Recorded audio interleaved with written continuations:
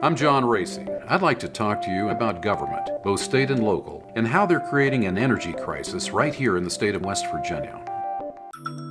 You've probably heard of cap and trade.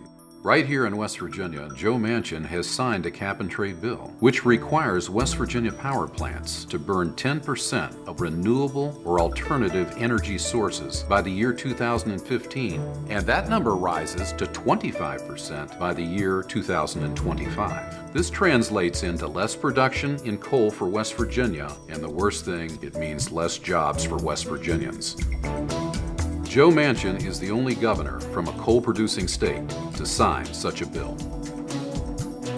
Running for the U.S. Senate 2 years ago, Joe Manchin shot the federal cap and trade bill with a rifle and told us that he would get government off our backs and stop the EPA. Confused? So is Joe. He gave us cap and trade in 2009 and said that he would fight against it in 2010. Recently, it was announced that 3 power plants here in West Virginia would close, putting over 100 families out of work. Willow Island Power Station in Pleasant County, Albright Power Station in Preston County, and Reevesville Power Station in Marion County.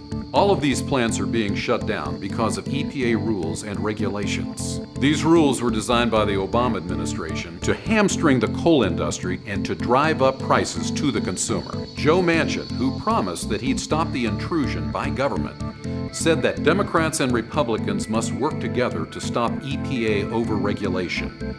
The EPA is under the executive branch and is appointed by and controlled by President Obama and Joe Manchin's own Democratic Party. They don't need anybody's cooperation to stop the assault on West Virginia's coal industry. They just need the courage to do it. Manchin's cap and trade legislation specifies that a public utility company shall have the right to recover the cost of complying. That sounds like another dent in the wallet for West Virginians every time we turn on a light bulb. We all want and demand clean water and clean air. There's nothing partisan about that. But the Obama-Manchin camp wants to drive a stake in the heart of this coal-rich state. It's got to stop. Joe Manchin is not the first politician that has said one thing to get elected and then voted just the opposite. But he does it with flair. Joe Manchin said he was against cap and trade, but that's after he proposed it, got it passed, and signed it right here in West Virginia. I guess he feels like we just don't pay attention.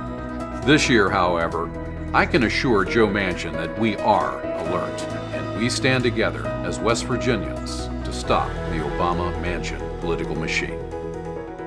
As a United States Senator, there won't be a West Virginia John Raese and a Washington John Raese. You can count on me to do what's best for our state and our country.